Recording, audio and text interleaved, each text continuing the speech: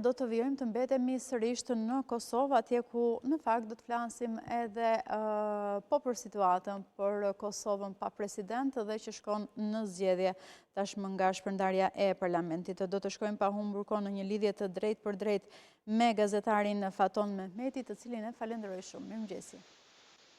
Mirëmëngjesi, përshëndetje. Dhe ajo që ka prodhuar Kuvendi i Kosovës ditën e djeshme në fakt, ose më saktë mbrëmjen e djeshme deri në mesnat, ishte se Kosova shkon në zgjedhje. Po, pra ka qenë e pritur një gjë e tillë, nuk ose është ndonjë befasi, thjesht Kosova ka hyrë në një cikël zgjedhjesh, jo vetëm në Nepal, mirë po në një cikël zgjedhje dhe këto zgjedhje do të prodhojnë prapë zgjedhje tjera, sepse ky është edhe interesi i vet zotit Kurti që të zhagis ta çojë sa më ngadal këtë proces në mënyrë që të përfitojnë në kuptimin asoj që të ikë zbatimit të marrëveshjes së Ohrit dhe gjithë kjo bëhet se zotri Kurti synon të ikë administratës Trump, sepse Kurti e di fare mirë që me Trumpin nuk mund të bëjë lojra, prandaj e ka të patjetërsueshëm në zbatimin e marrëveshjes së Ohrit, ku përfshihet edhe asociacioni i komunave të cilat zoti Kurti me kauzën e të cilat ka ardhur në pushtet që nuk ka zënit.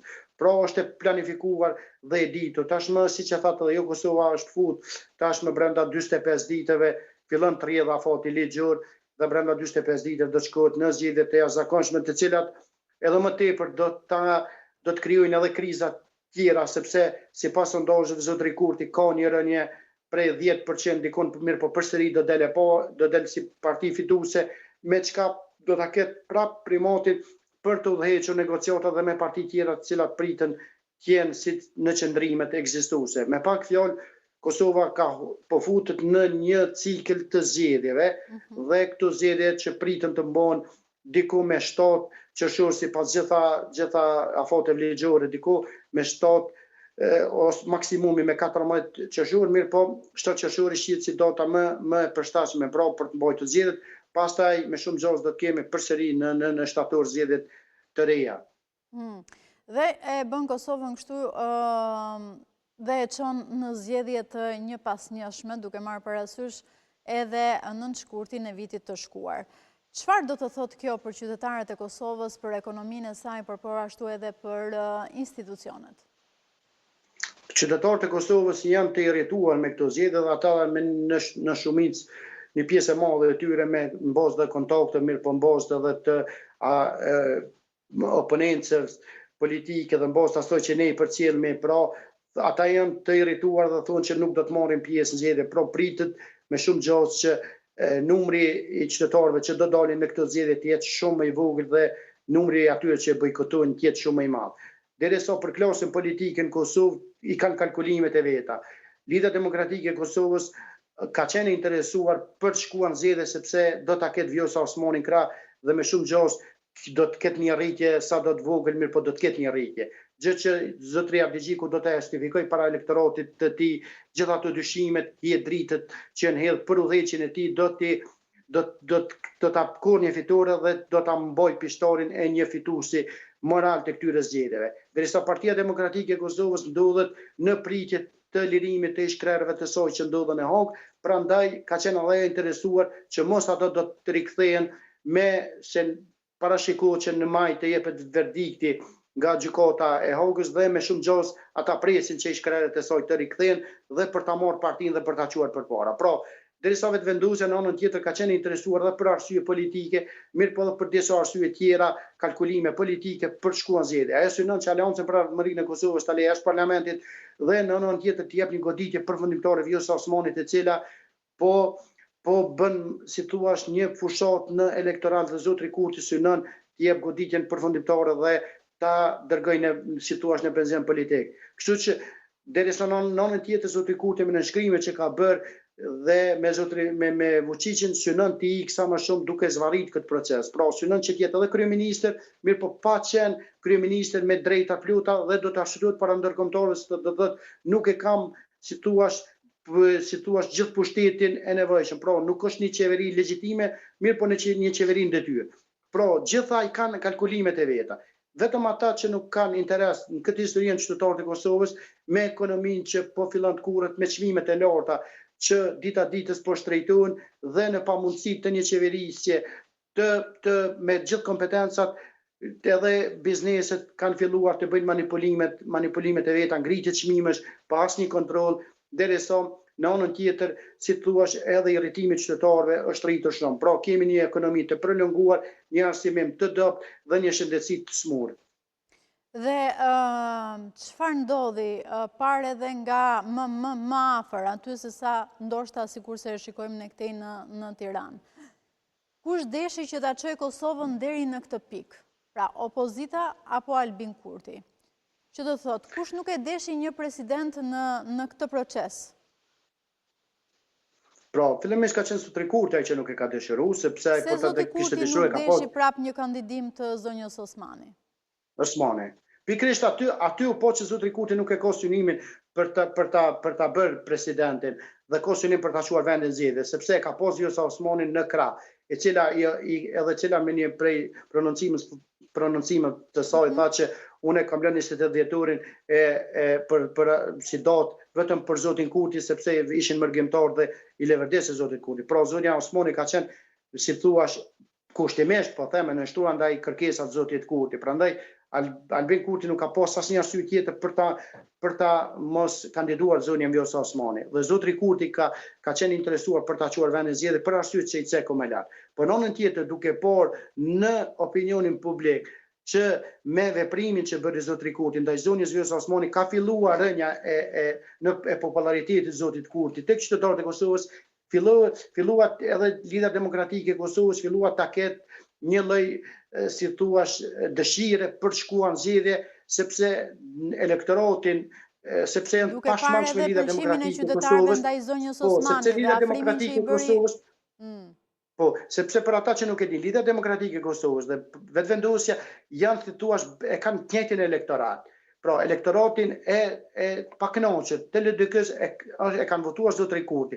Prandaj e ka gjetur terrenin e përshtatshëm për ta rikthyer elektoratin edhe bashkë me Vjosa Osmanin, Zotri Abdigjiku. Prandaj edhe ky ishte interesuar për mos shkuar zgjedhje. Nëse hipotetikisht në një situatë ku Vjosa Osmani do të kandidonte për presidente, Lidhja Demokratike e Kosovës nuk do të kishte asnjë rrugë tjetër përveç ta votuar, sepse çdo shkurje në zgjedhje do t'i faturojë asaj dhe do të binte edhe më poshtë. Mirë, po duke pas Vjosa Osmanin krah, Lidhja Demokratike e Kosovës me Zotrin Abdigjiku ka qenë të interesuar, prandaj nuk se kanë bërë shumë. Pra, donin që edhe këta të fundit, pra Abdigjiku dhe Osmani, të shkonin në zgjedhje në mënyrë që qytetarët, duke parë ndoshta edhe mbështetjen e qytetarëve ndaj zonjës Osmani, qytetarët t'i rikthehen partisë së tyre dhe ta nxjerrin ndoshta edhe forcë të dytë. Të dytë. Po kjo është pra matematika. E vetmja ajo që nuk ka qenë interesuar për shkuar ka qenë, ose më bot ka qenë Partia Demokratike e Kosovës, cila do të jetë në të njëjtin nivel. Pra e ka një elektorat që shkon 23-24% vazhdimisht, pra nuk ose do të ketë rënje ose do të ketë rritje, do të jetë aty. Derisa Lidhja Demokratike e Kosovës ka qenë interesuar në momentin kur Vjosa Osmani nuk është kandiduar, sepse synon që bashkë me Vjosën edhe një pjesë të elektoratit që u largua kur Vjosa Osmani u përjashtua nga Lidhja Demokratike, nga Isa Mustafa në atë kohë, pra ta rikthej. Dhe kjo është, si thua, gjithë ajo këtu kalkulimet. Mirë, po ajo që parashikohet pra që diku një 10% të bie lëvizjave të vendosit, derisa Lidhja Demokratike e Kosovës pritet ketë një rritje diku 5%, derisa gjithashtu një pjesë e madhe e qytetarëve të Kosovës, atyre që kanë votuar, pritet që ta bojkotojnë këtë proces zgjedhor, sepse qytetarët janë lodhur më për 16 muaj kanë shkuar 5 herë në zgjedhje. 5 herë në zgjedhje. Është e vërtetë dhe në fakt apo interpretohet kjo ndoshta edhe nga analistë të ndryshëm në Kosovë, nga politikanë të ndryshëm që ndoshta kjo situatë e çon gjuhën e komunikimit aty ku Kosova ndoshta nuk është e aftë të ndërtojë shtetë dhe institucione të qëndrueshme? Po, është krijuar një polarizim shumë i skajshëm edhe tek qytetarët e Kosovës, mes atyre që me fanatizëm e mbështesin zotin Kurti dhe me atyre një pjesë të madhe që japin drejt opozitës. Pra një polarizim i tillë nuk është parë ka kohë në skenën tonë politike, sepse të thënë drejtën në mandatin e fundit zotit Kurti kishte rënë ky polarizim. Një pjesë e madhe edhe elektoratit të opozitës kanë thënë që mirë që e mori ta shohim çfarë po bën zoti Kurti, i cili ka qëndruar gjithkohë në opozitë dhe duke sjell stota shpesh të pakëndshme me gaz me molotov edhe me një gjuhë shumë tashpër në kuvend. Pra qytetarët e Kosovës kanë qenë të interesuar për ta parë se çfarë po ofron zoti Kurti dhe ky polarizim kishte rënë ndjeshëm. Mirë po, kjo situatë e krijuar sfundi fillimisht me mos kandidimin e zonës Vjosa Osmani ka krijuar ndasi jashtëzakonisht shumë të mëdha dhe divergjencat janë aq të mëdha dhe aq të pariparueshme për momentin sa prandaj qysh fillim e thash që Kosova është futur në një cikël të zgjedhjeve pikërisht edhe për shkak gjuhës polarizuese që po mbizetron mes aktorëve politik, por kjo ka ndikuar, ka zbritur edhe tek qytetarët e zakonshëm që mbështesin njërin ose tjetrin subjekt politik. Dhe mendon se në fakt nga këto zgjedhje që mbahen në 7 ose maksimumi në 14, në mos gaboj, 14 apo 15 qershor, do dalin 2 forcat politike, pra Albin Kurti do të dalë në 51% dhe LDK-ja do dalë forcë e dytë? Po, LDK do dalë forcë e dytë nëse dhe me shumë gjatë Vjosa Osmani nuk ka rrugë tjetër përveç të rikthehet Lidhja Demokratike e Kosovës, qoftë duke u kthyer si thua si antare, duke u antarësuar ose duke me shumë gjatë pritet që zonja Osmani të krijojë një grupacion të saj, pra një iniciativë qytetare dhe pastaj të bëj koalicion me Lidhjen Demokratike të Kosovës, po ka shumë gjasë që del edhe me besoj që do del Lidhja Demokratike e Kosovës si forcë e dytë, mirë po zotri Kurti asesi që do të arrijë 51%, sipas sondazhit fundit ai maksimumi shkon 40-41%, pra është një 10% e elektoratit të cilët janë të dëshpëruar pikërisht nga këto manovrat që janë bërë të panevojshme, sepse është nën sens që një qeveri, një parti politike me 51% të votave e dërgon vendin prapë zgjedhje. Kjo është nonsens i llojit vet. Dhe ka pasur edhe thënie kur Albin Kurti nga ndoshta analist se kush e shkeli kushtetutën. Kushtetutën e kanë shkelur gjithë, kush më pak e kush më shumë. Kjo është shkel vazhdimisht, kushtetuta është bërë si leckë, nuk është vetëm tash. Pra kemi ne raste të shumta ku është shkelur nga Partia Demokratike e Kosovës me zgjedhjen e zotit Paculli president, kemi pastaj me Lidhjen Demokratike me zotin Fatmir Sidiu, i cili kishte mbajtur dy pozicione të kryetarit të partisë edhe presidentit, ku pastaj u detyrua të jap dorëheqje. Pra edhe vetëvendosja, pra gjitha partitë politike kanë shkel kushtetutën, nuk mundet asnjëra ta akuzoj tjetrën. Pra kush më pak e kush më shumë gjithë kanë shkel kushtetutën dhe tashmë nuk mundet dikush me marr flamurtarin e mbrojtjes së kushtetutës, mirë po gjithë kanë shkel kush më pak e kush më shumë në vazhdimsi. Mirë po në rastin konkret, pra mbetet interpretimi i gjykatës se si do të jetë kjo punë, mirë po ajo që dihet është se vendi ka shkuar në zgjedhje dhe brenda 45 ditë, pra do të kemi përsëri zgjedhje të jashtëzakonshme. Pra deri diku i atribohet Albin Kurtit në disa pika, pra në mos krijimin e institucioneve.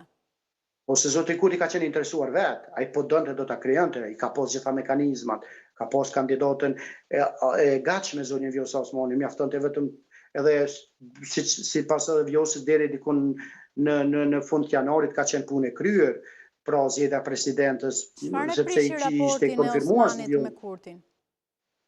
Sepse zotri Kurti për dy arsye, pari për ta zvaritur këtë proces dhe ka përdorur Vjosa Osmanin si një atu, dhe s'dyti zotri Kurti nuk ka dashur të faktorizoj më tepër Vjosa Osmanin, sepse në fund të mandatit apo zonja Vjosa Osmani ishte përfaqësuesja e vetme e Kosovës në arenën ndërkombëtare dhe kishte bërje jashtëzakonisht madhe, sidomos në takimet edhe qoftë private me zotrin Trump, i cili kishte thënë që mjafton që të më bësh një telefonat dhe unë do të gjindem kur do. Pra, kishte bërje hunë në opinionin publik. Kjo dhe zonja Osmani gjithnjë e më tepër po fitonte terren dhe zotri Kurti nuk ishte interesuar që zonja Vjosa Osmani ta lente për për të faktorizuar më tepër, sepse në të nesërmen do të ashite prap një konkurrente politike për postën e kryeministit. Por zoti Kurti është ai që mendon për zgjedhjet të ardhshme, nuk mendon për politika dietore, pra bën veprime për zgjedhjet e ardhshme, sepse synon të mbetet gjatë në pushtet. Prandaj e ka eliminuar, ka tentuar s'po ta eliminojë një prej kundërshtarëve të tij më të forta politike në të ardhmen. Pra i ka bërë llogari të zoti Kurti që ndoshta edhe me një vendim të gjykatës së Hagës që pritet në muajin maj për zotin Thaçi, edhe pse ashtu sikurse e dim tashmë nuk është kryetari i partisë së tij, por ndoshta mbështetja ose mbështetja që ai gëzon në opinionin publik në qytetarët e Kosovës mund ta dëmtojë akoma edhe më shumë partinë e tij, pra partinë Lëvizja Vetëvendosje, që do të thotë një trekëndsh në këto zgjedhje, edhe pse theksoj edhe një herë zoti Thaçi nuk do jetë kryetari i partisë, po me mbështetjen e qytetarëve ndaj Vjosa Osmanit, me mbështetjen për Hashim Thaçin, në një lirim të tij nga gjykata e Hagës dhe Albin Kurti në këto zgjedhje, nuk rrezikon shumë? Po zoti Kurti është mësuar të luajë me rreziqe, është njëri që njihet për rreziqet, ai nuk mund të mbijetoj pa pasur si thua rivalitet fort politik. Zoti Kurti shuhet nëse nuk ka rivalitet politik, ai krijon ato. Prandaj pra është mësuar. Zoti Kurti në momentin kur nuk pat kur zoti Thaçi dhe ishin në Hagë dhe zonja Osmani ishte në krahët e tij, sikur filloi të veniti, sepse është i tillë, është si personalitet i krijuar, si produkt i konfrontimeve të forta. Prandaj zoti Kurti nuk mund të mbijetoj, ai shuhet. Pra për ta shuar zotin Kurti politikisht gjithmonë e kemi fjalën, më mirë është mirë, është e vetmja formë për ta lënë kështu. Pra për mos pas dikë. Po, zoti Kurti i pëlqen këto sfida, ai nuk e ka fare problem të delë në opozit, për më tepër edhe kostumi qeveritar nuk ka se po i rre mirë, sepse zoti Kurti është, si thua, i lindur si opozitar dhe bën një opozit të jashtëzakonshme, kështu që edhe ai nuk e ka fare problem që të shkojë në opozit. Unë besoj që thellë ai është edhe interesuar për të shkuar në opozit në momentin e caktuar, prandaj sikur po i bën gjithë këto manovra për të shkuar në opozit, mirë po fatkeqësisht nuk kemi një opozit fort që mund ta dërgoj. Pra dhe duke qenë kështu ai po bën këto lojra. E bukur kjo. Le ta mbyllim me këtë që zotit Kurti i shkon më shumë kostumi i opozitës. Po patjetër. Në optikën tuaj edhe ndoshta edhe të opinionit publik. Zotit Kurti nuk i rre kolloria mirë. Kolloria pushtetarët nuk i rre mirë. Nuk i rrin mirë. Unë të falenderoj shumë vetëm. Kënaqësia ime. Të uroj një ditë të mbar.